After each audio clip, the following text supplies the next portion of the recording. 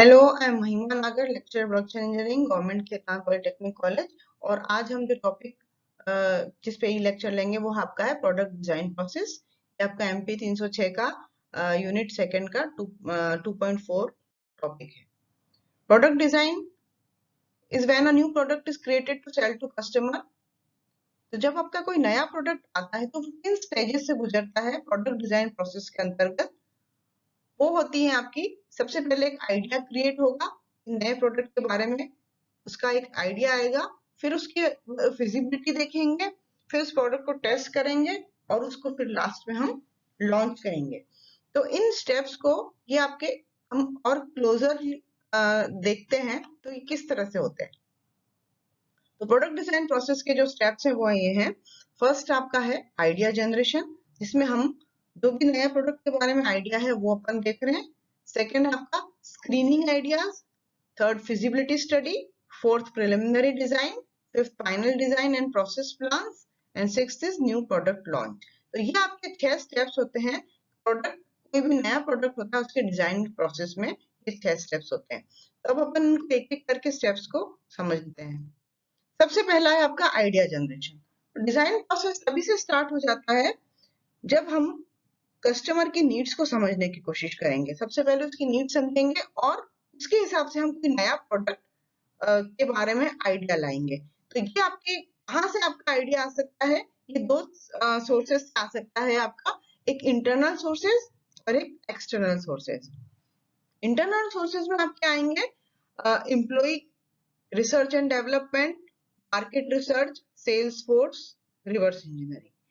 तो इन चीजों से अगर आपका आइडिया आ रहा है कि हमने R&D डिपार्टमेंट से आ रहा है, या मार्केट को हमने देखा है, या सेल्स वाले जो बेचते हैं उनके आइडिया से, या एम्प्लॉय के आइडिया से, ये आपके इंटरनल सोर्सेज हो जाएंगे। और इसके अलावा आपके एक्सटर्नल सोर्सेज में कस्टमर, लेजिस्लेशन, कानून की जो चीजें हैं उसके हिसाब से, एनवायरमेंट के हिसाब से, टेक्नोलॉजी, जैसे आपका अभी नया जो मास्क आया है हम जो लगा रहे हैं कोरोना की वजह से, वो एक नया प्रोडक्ट है।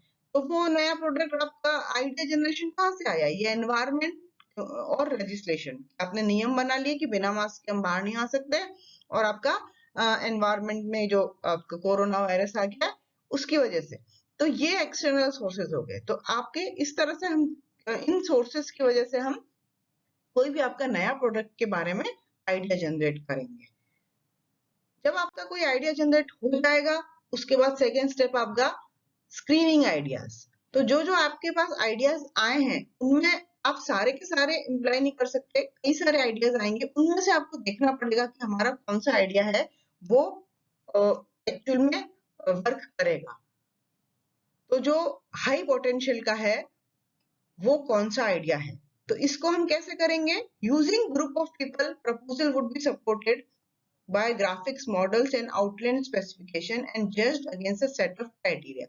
मतलब आप कई सारे लोग बैठेंगे, एक साथ ग्रुप बनाएंगे और उनके सामने हम उसको प्रस्तुत करेंगे ग्राफिक्स के द्वारा या मॉडल्स के द्वारा, और उस उनको दिखाने के बाद उनको हम अलग अलग क्राइटेरिया से जज करेंगे। जो भी आपके पास आइडिया है उस प्रोडक्ट के बारे में उसको हम अलग अलग क्राइटेरिया से जज करेंगे, और फिर हम उसको एक स्केल पे नंबर देंगे, 0 से 10 तक के स्केल पे हम उसको नंबर देंगे, 0, 1, 2, 3 कौन से स्केल पे, जिसका हमारे ऊपर जिससे हमारा सेल्स और प्रॉफिट भी हो सकता है एक नंबर, या एग्जिस्टिंग प्रोसेसेस हैं हमारे पास अवेलेबल जो सोर्सेज है उनके को लेके।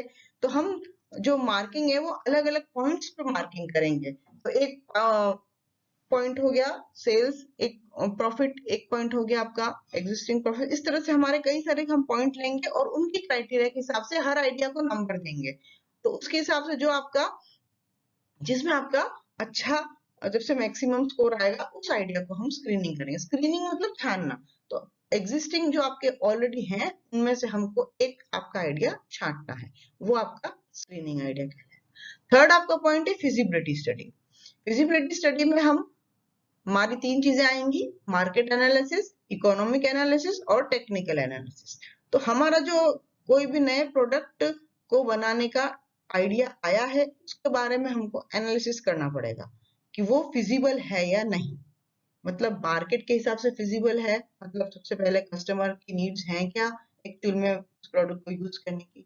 फिर इकोनॉमिक एनालिसिस पे हम उसको फिजिबल है या नहीं वो देखेंगे कि हम बनाएंगे तो वाकई में प्रॉफिट होगा या नहीं, बनाना पॉसिबल है या नहीं। ऐसा तो नहीं कि बहुत ज्यादा कॉस्ट आ जाएगी तो पॉसिबल नहीं आएगा।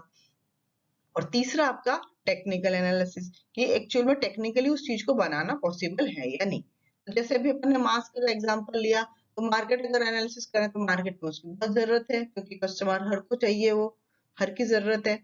इकोनॉमिक एनालिसिस करें तो क्योंकि कॉस्टिंग बहुत कम आएगी इस चीज की, सस्ता बन जाएगा, तो वो आपका इकोनॉमिक लेवल पे भी फिजिबल है। और टेक्निकल एनालिसिस पे करें तो बहुत सिंपल चीज है, उसमें कोई ज्यादा टेक्निकली चीज है नहीं कॉम्प्लिकेटेड, तो वो बना सकते हैं। तो इस तरह से हम फिजिबिलिटी स्टडी 3 पॉइंट्स पे करेंगे, मार्केट, इकोनॉमिक और technical.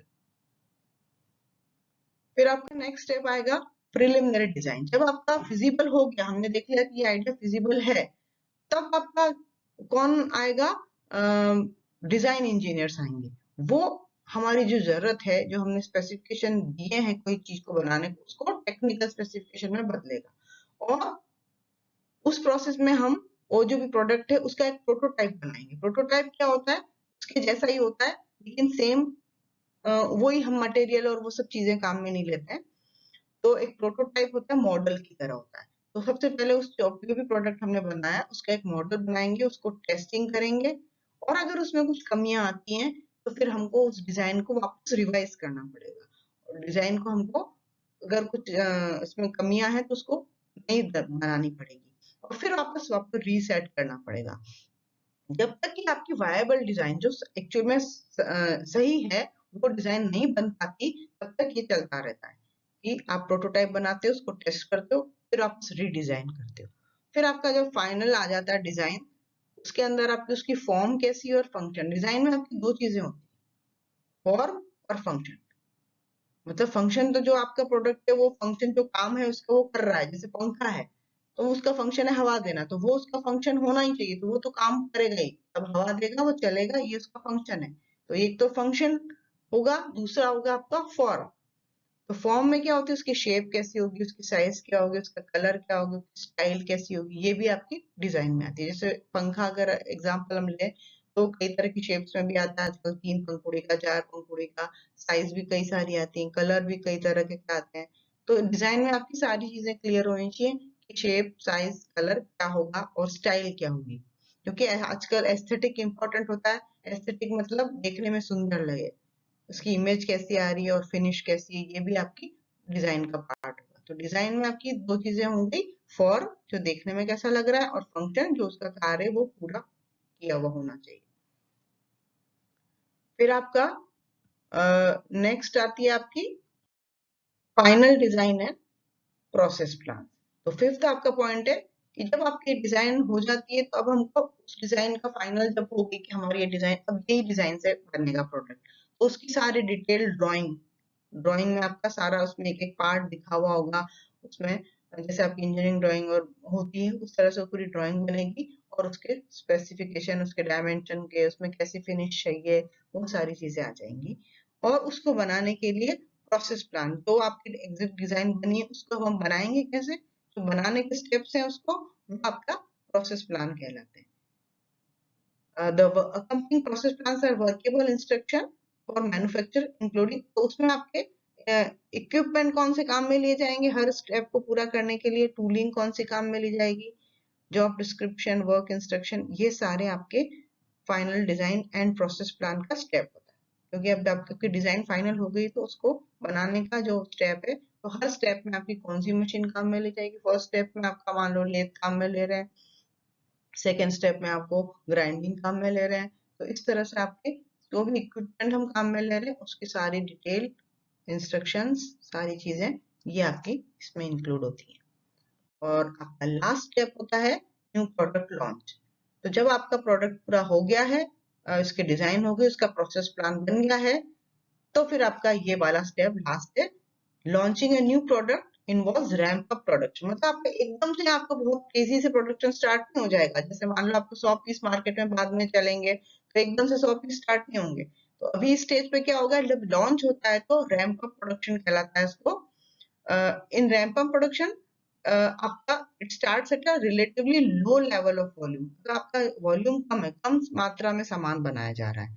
As the organisation develops confidence in its ability to execute production, तो जैसे जैसे ऑर्गेनाइजेशन को लगेगा कि हाँ अब हमारा सही बन रहा है चीज, कम लेवल पे जब हम बनाना शुरू करेंगे और वो सही बन जाती है, तब आप ज्यादा लेवल पे बनाओगे, तब आपको कॉन्फिडेंस आएगा कि हाँ हमारा सही बन रही है।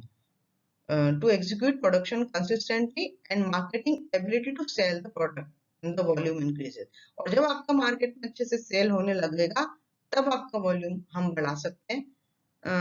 तो आपका मार्केटिंग और प्रोडक्शन साथ साथ काम कर रहे हैं, कोऑर्डिनेटेड है, मतलब जैसे मार्केटिंग बढ़े में आपका ज्यादा डिमांड आएगी तो अपना प्रोडक्शन बढ़ाएंगे।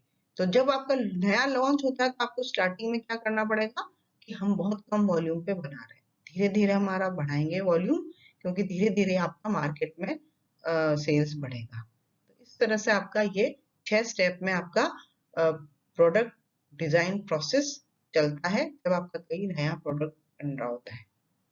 Thank you.